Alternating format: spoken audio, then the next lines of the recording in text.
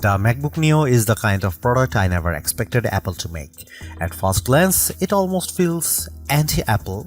For years, the cheapest MacBooks have usually started at $999 aside from older models like the MacBook Air M1, which sometimes dropped as low as $699 during sales. But the MacBook Neo starts at just $599 for education users. That is a massive $500 less than the new MacBook Air M5. A price hike that should raise a lot of concerns, and honestly it does. But after spending time testing the MacBook Neo, I can say this clearly, it is the most complete laptop I have ever used under $600. It also beats every Windows laptop in its class, and it outclasses most Chromebooks too. For $599 you get a strong aluminum body, a bright and colorful 500 nit display, and a surprisingly fast A18 Pro chip that handles everyday tasks with ease. Web browsing, video playback, casual gaming, and day-to-day productivity all feel smooth. On top of that, the side speakers are far better than you would expect at this price. So what did Apple have to cut to make this happen? Where does the MacBook Neo stand in larger laptop market? And is it actually the right choice for you? Here is my full MacBook Neo review with the real pros and cons laid out clearly. The A18 Pro chip is one of the biggest reasons the MacBook Neo exists, and it is also one of the most interesting parts of the machine. Instead of using an M series chip like other modern Macs, Apple chose the A18 Pro, the same chip that powered the iPhone 16 Pro. At first, that sounds unusual. Putting a phone chip in a laptop is not the standard approach, but the logic behind it actually makes a lot of sense. Apple has far more experience designing mobile chips than computer chips, and its high-end iPhone silicon is now extremely powerful in a low-cost laptop that may be smarter than using a weak traditional laptop chip that struggles to keep up. By using an older iPhone chip, Apple lowers the cost without sacrificing too much real-world performance. So why not use an older M chip like the M1? Apple says the A18 Pro has a 16-core neural engine that is better suited for on-device AI tasks, including Apple Intelligent features inside macOS.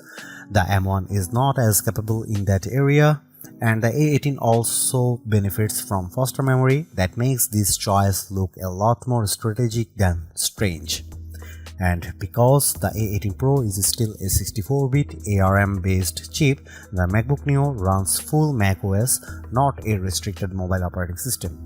You are not stuck with iPhone apps. You can run standard Mac software just like you would on a MacBook Air, MacBook Pro, Mac Mini, or Mac Studio.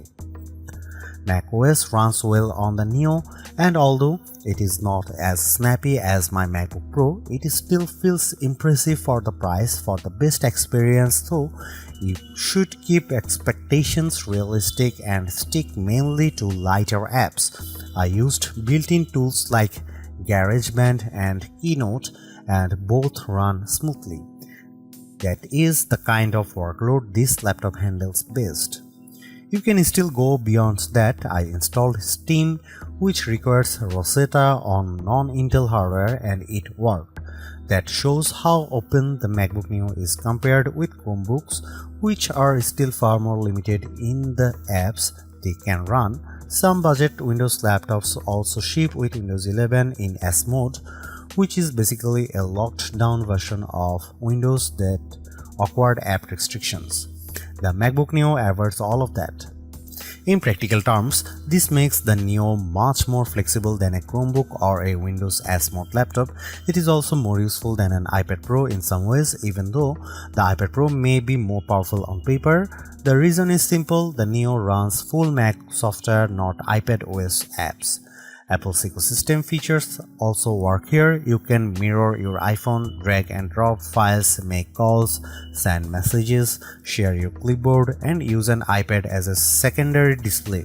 I tested it with the latest M5 iPad Pro, and the setup worked extremely well. That is important because it means the MacBook Neo does not feel like a second-class Mac. You still get the same broad Apple experience as you do on more expensive models, and that is a huge win for a lower cost device. The limits are really about hardware, not software. If you want to do heavy 3D work, advanced video editing, or large creative projects, the MacBook Neo is going to struggle. It is not built for those jobs. The biggest concern is the 8GB of unified memory. That is enough for basic use, but it is not generous by modern standards.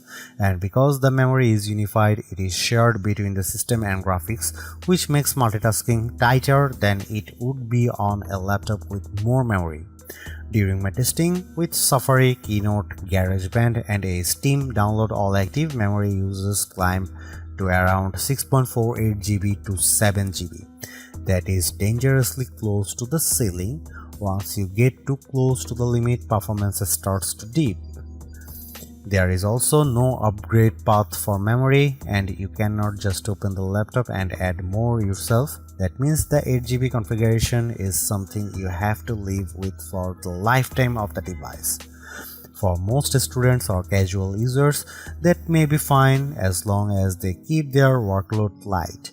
But anyone who likes to jump between many apps or run heavier software should look at the MacBook Air M5 instead, which starts with 16GB of unified memory. Gaming is possible too, but again, expectations matter. I got Cyberpunk 2077 running at a playable 30fps using the For This Mac preset. It was not a generous experience because most settings were pushed very low and advanced effects were disabled, but the fact that a $599 fanless laptop can run a game like that at all is impressive. You can also play iPhone and iPad games, which are much better suited to this hardware. Overall, the MacBook Neo performs very well for the price. It is excellent for everyday tasks, surprisingly capable with many Mac apps, and flexible enough to general use. But it is not a productivity powerhouse, and it should not be treated like one. One more advantage deserves mention: the MacBook Neo is fanless. That means it stays quiet in use, which is a major benefit over many budget Windows laptops that get noisy as soon as the system starts working harder.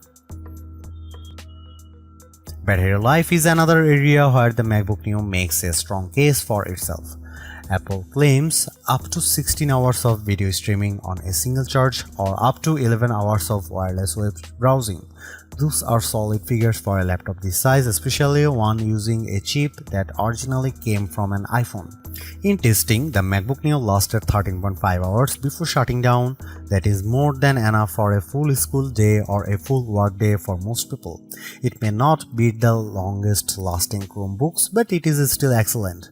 That makes it a great option for students who do not want to spend the day searching for a charger.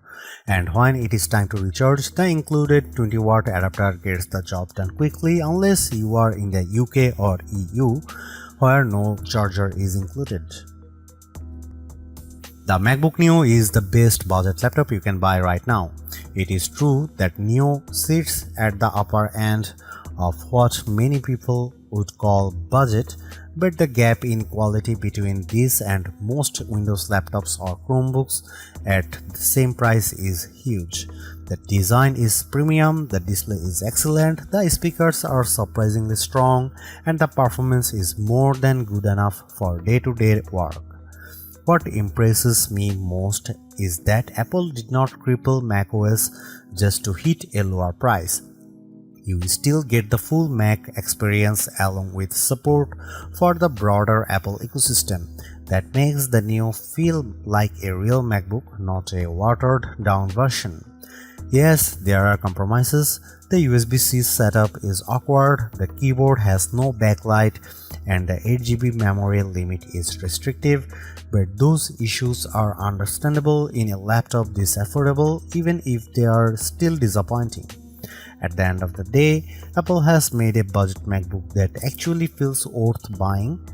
It is not the cheapest option on the market, but it is one of the smartest.